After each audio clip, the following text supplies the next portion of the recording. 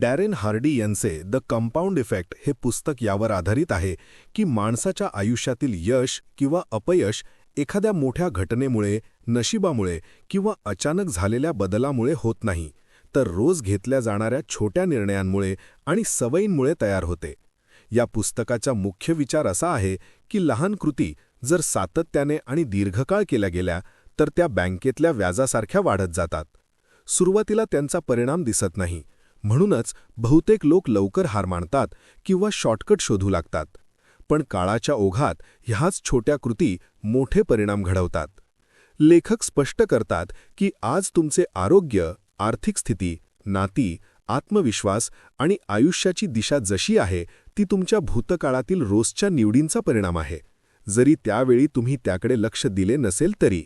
हे पुस्तक जबाबदारी, शिस्त, जागरूकता आणि संयम यांवर भर देते आणि सांगते की कोणताही माणूस आपल्या रोजच्या वागण्यात छोटे बदल करून आयुष्य पूर्णपणे बदलू शकतो. कंपाऊंड इफेक्ट नेहमीच कार्यरत असतो. तुम्ही त्यावर विश्वास ठेवा किंवा नका ठेवू, तो चांगले आणि वाईट दोन्ही परिणाम निर्माण करतो. छोट्या चुकीच्या सवयी कालांतराने खराब आरोग्य, कर्ज, ताणतणाव, तुटलेली नाती आणि कमी आत्मसन्मान यामध्ये बदलतात.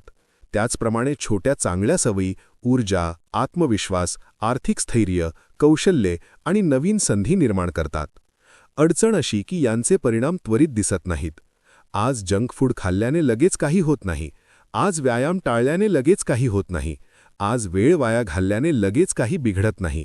त्यामुळे लोकांना वाटते की हे सगळे किरकोळ आहे. पण महिन्यांनंतर आणि वर्षांनंतर याच छोट्या निर्णयांची मोठी किंमत मोजावी लागते.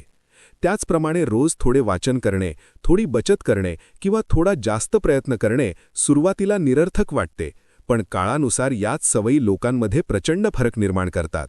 डॅरेन हार्डी सांगतात की यश हे गूढ नाही तर पूर्णपणे अंदाज करता येण्यासारखे आहे. एखाद्या व्यक्तीच्या रोजच्या सवयी, विचार आणि निर्णय पाहिले तर तो 5 किंवा 10 वर्षांनी कुठे असेल हे सांगता येते. लोकांना वाटते की यश अचानक मिळते, पण प्रत्यक्षात ते अनेक वर्षांच्या शांत मेहनतीचे दृश्यरूप असते.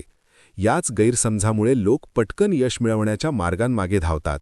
द कंपाऊंड इफेक्ट शॉर्टकट पूर्णपणे नाकारतो आणि सांगतो की टिकाऊ यश नेहमी छोट्या, योग्य आणि सातत्यपूर्ण कृतींमधूनच मिळते. या पुस्तकात जागरूकतेला फार महत्त्व दिले आहे.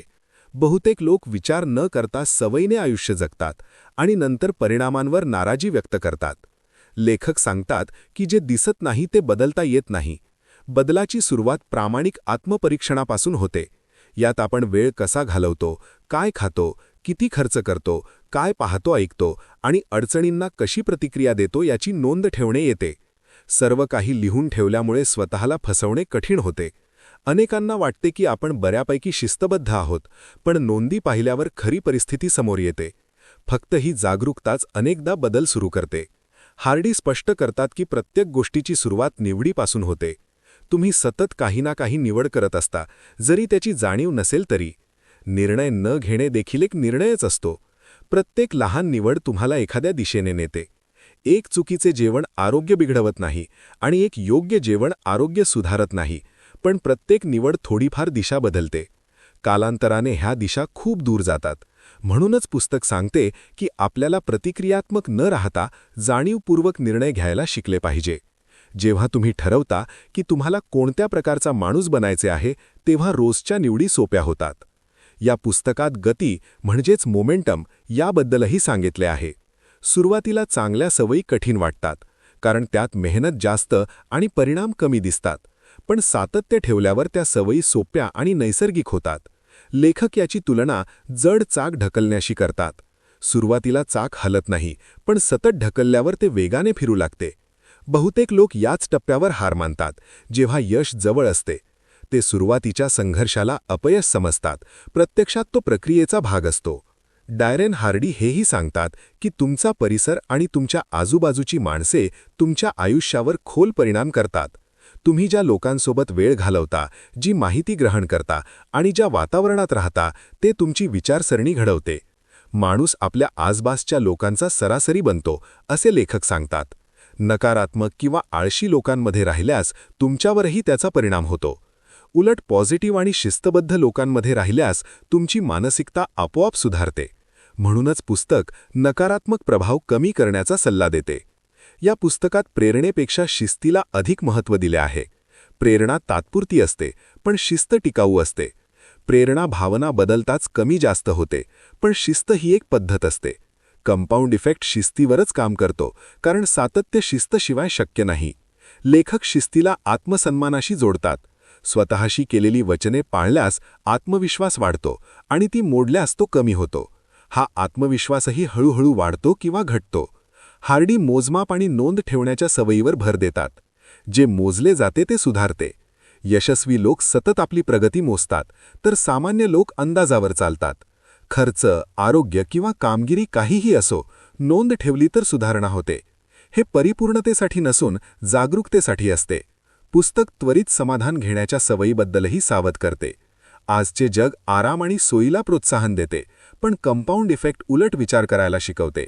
यशस्वी लोक आज थोडी अडचण स्वीकारतात, जेणेकरून उद्या आराम मिळेल, तर अपयशी लोक आज आराम निवडतात आणि उद्या त्याची किंमत चुकवतात. प्रत्येक निवड ही गुंतवणूक किंवा नुकसान असते. लेखक सांगतात की नशीब आणि मोठ्या संधी प्रत्यक्षात तयारीचे परिणाम असतात. जे लोक स्वतःवर सतत काम करतात, तेच संधी आल्यावर त्याचा फायदा घेऊ शकतात. तयारीशिवाय मिळालेली संधीही वाया जाते. कंपाऊंड इफेक्ट तुम्हाला संधींसाठी तयार करतो. पुस्तक हेही स्पष्ट करते की अपयश एकदम होत नाही, ते हळूहळू तयार होते. छोट्या तडजोडी, दुर्लक्ष आणि आळशीपणा यामुळे माणूस मागे जातो. पण जशी वाईट सवयी नुकसान करतात, तशा चांगल्या सवयी आयुष्याची दिशा बदलू शकतात. हार्डी मान्य करतात की यशाचा मार्ग कधीकधी एकाकी असतो. शिस्त आणि सातत्य याचा अर्थ अनेक गोष्टींना नकार देणे. तुमची प्रगती काही लोकांना अस्वस्थ करू शकते, त्यामुळे ते तुम्हाला थांबवण्याचा प्रयत्न करू शकतात. हे आधीच समजून घेतले तर मानसिक बळ वाढते. शेवटी पुस्तक संयमाचे महत्त्व सांगते. कंपाऊंड इफेक्ट तुमच्या वेळापत्रकावर काम करत नाही. परिणाम उशिरा दिसतात, पण ते मोठे असतात. बहुतेक लोक लवकर हार मानतात म्हणून अपयशी होतात. ज्ञान नव्हे तर कृतीचा अभाव ही खरी समस्या आहे असे पुस्तक सांगते.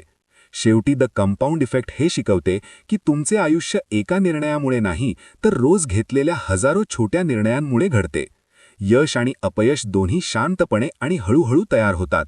जर तुम्ही तुमच्या सवयींवर नियंत्रण ठेवले, जागरूक राहिलात, शिस्त पाळली आणि संयमाने सातत्य ठेवले, तर मोठे परिणाम अटळ आहेत. कंपाऊंड इफेक्ट सतत काम करत असतो. प्रश्न एवढाच आहे की तो तुमच्या बाजूने काम करतोय की तुमच्या विरोधात.